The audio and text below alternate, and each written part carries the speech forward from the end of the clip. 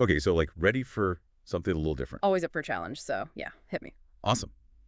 Today, we're going to tackle, well, the Book of Amos.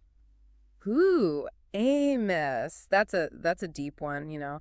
Not always the most cheerful read. True, but so interesting. It's like this prophet, Amos, right? He's totally calling out injustice wherever he sees it.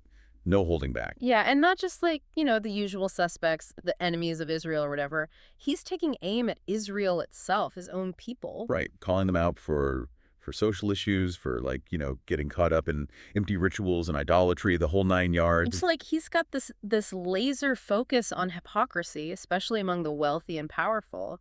Doesn't pull any punches. Totally. And it's kind of amazing. Like when you read it today, some of his stuff on social justice feels surprisingly modern. Oh, It's kind of, absolutely. You can totally draw parallels to a lot of the social justice movements we see happening today. It's uncanny. but then there's this other side to it, this worldview Hmm. that's totally shaped by, well, by the time he lived in. And some of those ideas are kind of hard to square with, how we understand things now. That tension, that's what makes Amos so fascinating, in my opinion at least. You've got this clash between these progressive ideals and well, a more ancient way of looking at the world. Totally. And it makes you really think, like, okay, take earthquakes, for example. Okay, yeah. Amos describes God using earthquakes as like straight up punishment, right? Right. There's even, I think it's Amos 5, something, there's this whole passage where God basically promises this massive earthquake Mm. as a form of divine judgment, Yeah. coming down hard on those who have strayed.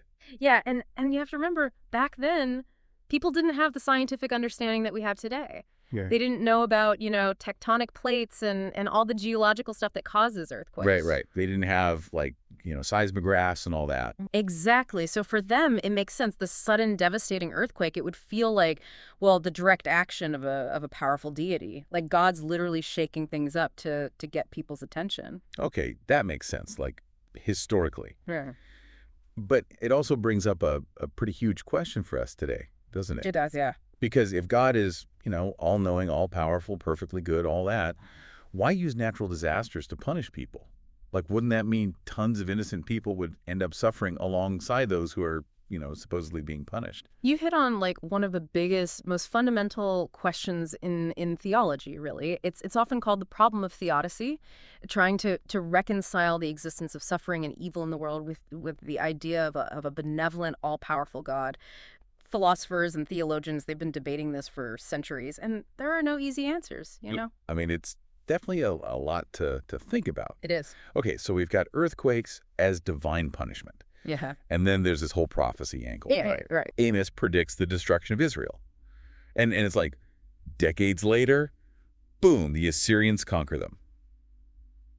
Seems pretty spot on, right? Like he totally called it. It does seem that way at first glance, but this is where, this is where understanding the historical context becomes super important. Okay, so how do we do that? Like, what are the tools we can use to kind of dig deeper into, what was going on back then? Well, biblical scholars, they use a whole set of methods called biblical criticism. Oh, okay, I've heard of that, yeah. It sounds kind of harsh, but it's really just about, examining the text carefully, asking critical questions, and one of those questions might be, could these prophecies have been written after the events they describe? So are you saying that maybe, like, someone wrote this down later, knowing that Israel had been conquered, and they kind of made it seem like Amos had predicted it, like to give him more authority or something? It's a possibility that scholars consider, yeah, because determining the authorship and the dating of biblical texts, it's a very complex process. It's not like we've got like time-stamped manuscripts or anything. It involves linguistic analysis, comparing different versions of the text, looking at historical records, archaeological evidence, all sorts of things. Wow, so it's like a whole detective investigation, basically. It kind of is, yeah. And this debate about the timing of prophecies and whether they were written before or after the events, it's not just limited to Amos, It comes up with a lot of biblical prophecies, and it's a major area of discussion and debate in biblical studies. That's super interesting. Okay, so we've got earthquakes, we've got prophecies, but there's this other like layer to Amos that I find really fascinating, and that's his portrayal of God. Okay, yeah, what about it? It's like, on one hand, God is described as like completely just righteous, the source of all that's good and true. But then there's this other side right? This image of God as like wrathful and punishing, like bring down those earthquakes we were just talking about. It's almost like experiencing the full force of nature, Yeah. awe-inspiring and terrifying all at the same time. That's a really interesting way to put it. I like that. And yeah, you've touched on another super complex theological debate here. Oh, I always do, don't I? Well, it comes with the territory, right? Sort of. But seriously, if we look at it from, a purely secular viewpoint, some people might argue that these two aspects of God, the loving and the wrathful, they seem contradictory. Like how can a perfectly good God also be the source of such harsh punishment? Exactly. It's one of those things that makes you like really stop and think, Yeah. Like what do I believe about this? How do I reconcile these different ideas? It's a good question to wrestle with, absolutely.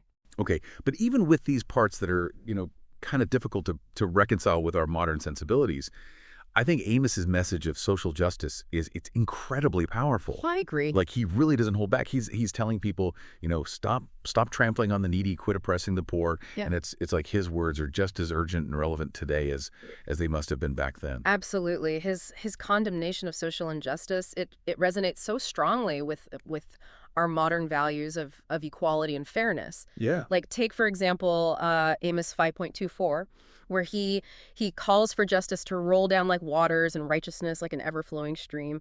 It's such a powerful image, and it continues to inspire, movements for social change even today. I love that imagery.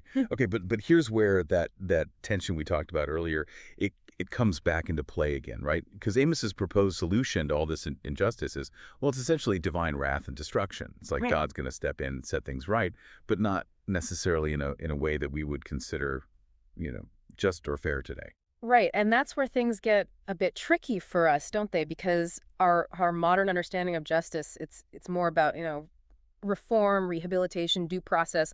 We don't exactly look to divine intervention to punish wrongdoers. Right. We have like, courts and laws and all these systems that we've developed to try to ensure justice as imperfect as they may be. Exactly. And this really highlights the challenge of applying ancient moral frameworks to our modern world, Mm. because our understanding of justice and the best ways to achieve it, it's evolved over time.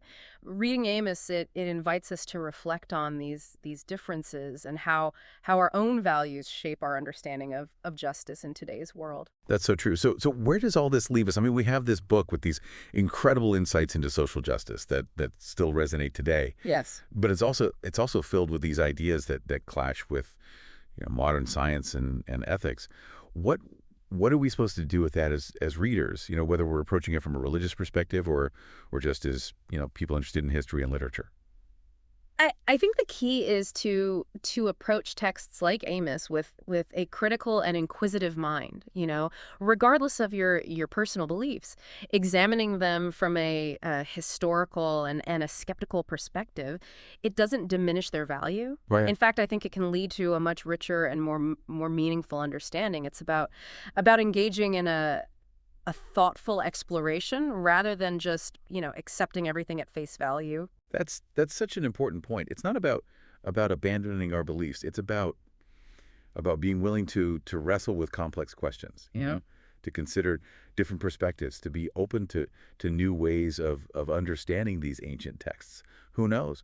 Maybe that process of questioning and exploration can even deepen our understanding of ourselves and the world around us. I think so too. I mean, that's kind of the whole point of this whole deep dive, right? To really dig in and see what we can learn. Absolutely. It's about the journey, not just the destination. Exactly. Right. Okay, so next time we're going to be looking. Sounds good. I'm looking forward to it. Me too. Mhm.